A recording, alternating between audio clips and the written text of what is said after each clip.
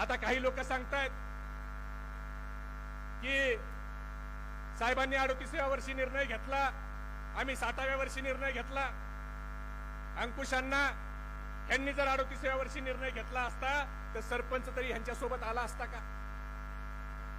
अरे शरद पवार साहेबांनी 38व्या वर्षी ज्या वेळेला निर्णय घेतला त्यावेळेला त्या परिस्थिती त्या पद्धतीची होती आणि त्यावेळेच्या महाराष्ट्र टाइमला बातमी होती की हे सरकार जावं ही श्रीची इच्छा आणि स्वर्गीय यशवंतराव चव्हाण साहेबाची त्याला परवानगी होती आणि त्या परवानगीनं शरद पवार साहेबाच्या घरात कुणी राजकीय वारसा नसताना स्वतःच्या हिमतीवर 38व्या वर्षी मुख्यमंत्री असायला शरद पवार व्हावा लागतो. आज ती लोक पवार साहेबांच्यावर बोलतायत, काही सांगतायत त्यांच्या पक्षाचे त्यांच्या मित्रमंडळाचे प्रदेशाध्यक्ष की आमच्याकडे आमदारांचा पाठिंबा आहे. महाराष्ट्राच्या जनतेला माहिती आहे आमदारांचा तुमच्याकडे पाठिंबा कसा आला, किती लोकांना ईडी लागली, कोणत्या भंडारा गोंदियाच्या बोपचे साहेब खासदाराचे सीजे हाऊसचे 2 मजले ईडीनं सील केले, कोणत्या खेड आणि मावळच्या आमदाराचा कोल्हे साहेब मर्डरच्या केसेस उचकून काढल्या, कोणत्या आमदाराच्या कारखान्याच्या विषय उचकून काढले, कोणत्या आमदाराच्या नातेवाईकाच्या नावाचे टेंडर होते ते उचकून काढले. हे महाराष्ट्राच्या जनतेला माहित आहे. पण आपण पवार साहेबाला आमदार सोडून हे दबावापोटी गेले, प्रेमापोटी कुणी गेलं नाही. जर तुम्ही सत्तेच्या बाहेर राहिलात तर तुमच्या माग 5 देखील आमदार आले नसते. तुम्ही सत्तेच्या बरोबर आहेत आणि ईडीच्या धाक आहे म्हणून आले. आज काय परिस्थिती आहे? ह्यांच्यावर बोललं की हे लायक्या काढतात, हे सांगतात की आमक्या आमक्याच्या नगरपंचायती नाहीत, ते टीका करतायत. त्या लोकांना मला उत्तर द्यायचं ना, आपण देखील उत्तर दिलं पाहिजे की तिकडच्या गटाचे जे आता प्रदेशाध्यक्ष आहेत कटकरे, त्यांची गेल्या महिन्यामध्ये ग्रामपंचायतची निवडणूक झाली. ग्रुप ग्रामपंचायत येरळ तालुका रोहा, त्या ग्रुप ग्रामपंचायत मध्ये जिथं ह्या कटकरेंचं मतदार यादीत नाव आहे, वार्ड क्रमांक 3 मध्ये अनुक्रमांक 341 सुनील दत्तात्रय तटकरे, अनुक्रमांक 343 अनिकेत तटकरे आणि मतदार यादी अनुक्रमांक 344 आदिती सुनील तटकरे, आताच्या मंत्री आणि युवतीच्या प्रभारी अध्यक्षा. आता फक्त अनिकेत भाईला जर युवकचा अध्यक्ष केला असता तर सगळा कोरम पूर्ण झाला असता. पण त्यांच्या इथं ग्रामपंचायतची निवडणूक झाली. त्यांच्या वार्डात ह्यांचे उमेदवार दळवी चिंतामण रामकृष्ण ह्यांना मतं पडली 181 आणि ह्यांच्या विरोधातला जो उमेदवार आहे किर्जत राजाराम जयराम याला मतं पडली 417. मग तुमच्या गटाच्या प्रदेशाध्यक्षाला तुम्ही कधी विचारणार आहेत की तुमच्या वार्डातलं सीट कसं पडलं? त्याच वार्डातले दुसरे उमेदवार सुतार पल्लवी यांना पडली, ह्यांचे उमेदवार 251 मतं आणि त्यांच्या विरोधात साळवी समृद्धी ह्यांना पडली 341 मतं. लवांडे सर, गेल्या महिन्याची निवडणूक आहे. अरे शरद पवार साहेबाला सोडलं तर तुमच्या ग्रामपंचायतीच्या वार्डातले तुमचे 2 सदस्य पडले. तुम्ही काय दुसऱ्याच्या माप काढताय? आज इथं जो कार्यकर्ता त्या ठिकाणी थांबलाय तो शरद पवार साहेबाच्या विचाराने थांबलाय. आज आता आपला नाराज व्हायचा काळ गेलेला आहे. आपल्याला आता संघटनेसाठी काम करायचंय. कुणी भविष्यात असं म्हणू नका की मला निरोप मिळाला नाही, मला बोलवणं आलं नाही, कारण आता नाराज व्हायचा काळ नाही, आता लढायचा काळ आहे. आणि लढताना ऐलाने जंग में किसी को बुलाया नहीं जाता, ऐलाने जंग में किसी को बुलाया नहीं जाता, जिसका खून खोलता है वो खुद ब खुद चला आता है. म्हणून आता आपल्याला लढाई करायची आहे आणि ही लढाई करताना मित्रांनो आपल्याला शरद पवार साहेबांचे विचार त्या ठिकाणी सामान्य माणसापर्यंत पोहोचवायचे आहेत. मला कोल्हे साहेबांच्या आणि सुप्रियाताईच्या जनाक्रोश मोर्चाच्या समारोपाच्या दिवशीचा एक किस्सा सांगायचा पिंपरी चिंचवडचा. इम्रान आणि सागर तापकीर या ठिकाणी त्याला साक्षीदार आहेत.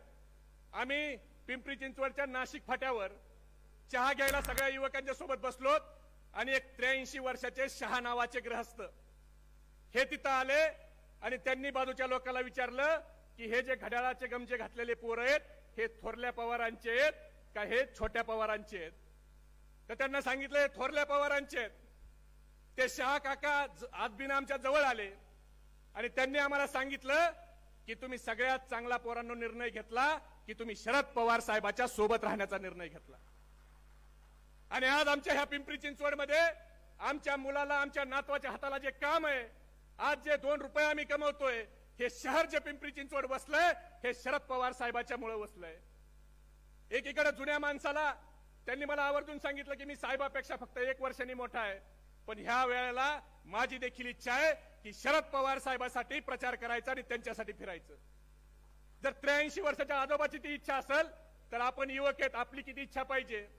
पण मला इथं दुःखानं दुसरी एक त्याच पिंपरी चिंचवडचा किस्सा या ठिकाणी जयदेवांना आवर्जून या ठिकाणी सांगायचा आहे की त्याच पिंपरी चिंचवडला 5 वर्षापूर्वी एका हॉटेलला मी जेवायला गेलो। हॉटेलला जेवण करत असताना माझ्या शेजारच्या टेबलला एक नवीन लग्न झालेलं नवरा बायकोचं जोडपं जेवायला बसलेलं आणि त्यांची चर्चा चालली की शरद पवारांनी महाराष्ट्रासाठी काय केलं। एकदा झालं, दुसऱ्यांदा म्हणाले शरद पवार साहेबांनी महाराष्ट्रासाठी काय केलं, तिसऱ्यांदा म्हणाले शरद पवार साहेबांनी महाराष्ट्रासाठी काय केलं। मग राहवलं नाही, उठून त्यांच्या जवळ गेलो, त्यांना विचारलं तुमचं नाव काय, तुम्ही काय करताय। त्यांनी सांगितलं माझं अमका अमका नाव आहे, मी अमक्या अमक्या IT कंपनीत सॉफ्टवेअर इंजिनियर आहे। म्हणलं ही कंपनी इथं कशी आली? तो म्हणला माझ्या मालकानं आणली म्हणून आली। पण म्हणलं राजा तुझ्या मालकाने इथं कंपनी आणायच्या अगोदर तुला जे हिंजवडीचं ITF दिसतंय इथं काय होतं? तो म्हणला मला माहित नाही। मी म्हणलं तुला जे हिंजवडीचं ITF दिसतंय इथं एकेकाळी संत तुकाराम सहकारी साखर कारखान्याची मान्यता नवले साहेबांनी आणली होती। पवार साहेबाला बोलवलं, कारखान्याच्या भूमिपूजनाचा नारळ फोडला आणि पवार साहेबांनी भाषणात सांगितलं की मला शेतकऱ्याच्या हितासाठी कारखाना करायचा आहे, पण इथून 5 मैल दूर करायचा आहे। ही जागा मला युवकांच्या IT हब साठी राखीव ठेवायची आहे। आणि पवार साहेब मुख्यमंत्री असताना हे आशिया खंडातलं सगळ्यात मोठं जे तुला IT हब दिसतंय हे शरद पवार साहेबांच्यामुळे इथं आलं। पवार साहेबांनी इथं IT हब आणला म्हणून तुझ्या मालकाने इथं कंपनी आणली, तुझ्या मालकाने इथं कंपनी आणली म्हणून तुला 1.25 लाख रुपये पगाराची नोकरी मिळाली। आणि राजा तुला 1.25 लाख रुपये पगाराची नोकरी मिळाली म्हणून ही बायको तुला मिळाली, नाही तर तुला कोणी दिली असती। आणि आज तो तरुण विचारतोय की शरद पवार साहेबांनी काय केलं। म्हणून आपल्याला मित्रांनो शरद पवार साहेबांचं काम, शरद पवार साहेबांनी सगळ्या समाजासाठी घेतलेले निर्णय हे आता युवकांच्या पर्यंत पोहोचवायला पाहिजेत। कारण आपल्या तरुण पिढीला हे आता जास्त सांगणं गरजेचं आहे। कारण व्हॉट्सअप युनिव्हर्सिटीवर आपली तरुण पिढी अभ्यास करते आणि त्या व्हॉट्सअप युनिव्हर्सिटीवर मेसेज येतो की 70 साल में क्या हुआ। आणि मग आपल्या तरुण भावाला वाटतं खरंय मागच्या 70 वर्षात काही झालं नाही, जे काही झालं ते 2014च्या नंतरच झालं। 2014च्या अगोदर शिर्डीमध्ये यायला रस्ता नव्हता, 2014च्या अगोदर शिर्डीमध्ये एकही हॉटेल नव्हतं, एकही हॉस्पिटल नव्हतं। एवढंच काय लाईटीचा बल्ब देखील 2014 मध्येच शिर्डीमध्ये लागला, त्याच्या अगोदर शिर्डीमध्ये अंधार होता। बरोबर आहे ना? आता फक्त भाजपवाले एवढंच म्हणायचे राहिलेत साहेब की कपड्याचा शोध देखील 2014च्या नंतरच लागला, अगोदर लोक अंगाला पाला गुंडाळून फिरत होती। आणि आपला हा तरुण सहकारी त्याच्यावर विश्वास ठेवतो, तो पुढच्या 10-20 व्हॉट्सअप ग्रुपवर फेसबुकवर तो मेसेज शेअर करतो। तर मला आपल्याला एवढंच सांगायचंय की आता आपल्याला वास्तव लोकांना सांगायची गरज आहे। काही लोकांना पवार साहेब व्हायचा आणि आपण पवार साहेब झालोत असा भास व्हायला लागलाय। तर त्या लोकांना मला एवढंच सांगायचंय, नकली फुले केसात माळून शरीरात वसंत येत नसतो, नकली फुले केसात माळून शरीरात वसंत येत नसतो, पांढरे केस काळे केले म्हणून कुणी तरुण होत नसतो, आणि पक्षावर दावा केला म्हणून कुणी शरद पवार होत नसतो। जर तुम्हाला शरद पवार व्हायचं असेल तर सत्ता गेली तरी बेहतर, पण ज्या महामानवाने या देशाचं संविधान लिहिलं त्या महामानवाचं नाव मी मराठवाडा विद्यापीठाला देईल हा निर्णय घ्यावा लागतो। तुम्हाला जर शरद पवार व्हायचं असेल तर मंडळ आयोगाच्या विरोधात कमंडल यात्रा निघलेली असताना देखील मंडळ आयोगाची अंमलबजावणी करून 27% ओबीसीला आरक्षण देण्याचं काम तुम्हाला करावं लागतं। तुम्हाला जर शरद पवार व्हायचं असेल तर सामाजिक न्याय आणि आदिवासी या एक खात्याचे 2 खाते करावे लागतात। फक्त 2 खाते करून जमत नाही, तर एकूण बजेटच्या 9.9% निधी हा सामाजिक न्याय आदिवासी विभागाला आणि एकूण बजेटच्या 8% निधी हा सामाजिक न्याय विभागाला द्यायचा कायदा करावा लागतो। तुम्हाला जर शरद पवार साहेब व्हायचं असेल तर अल्पसंख्याक, दीन, दलित, शोषित यांना पुढे घेऊन जाण्याची भूमिका ठेवावी लागती। म्हणून मला सगळ्यांना एवढंच सांगायचंय की आता आपल्याला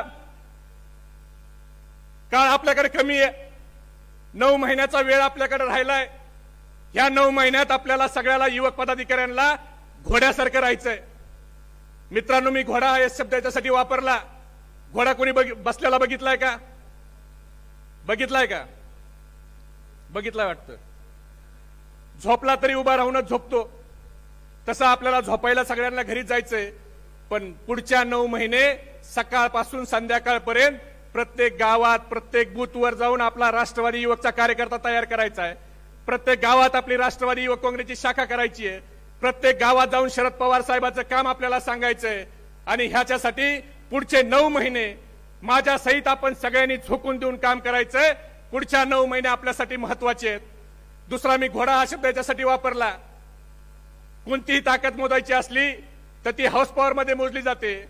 मग ते 1000 हाऊस पॉवरचं जेटचं इंजिन असू द्या, नाही तर 40,000 हाऊस पॉवरचं जेटचं इंजिन असू द्या, तिथंही हाऊस पॉवर म्हणजे घोडा हा शब्द आला।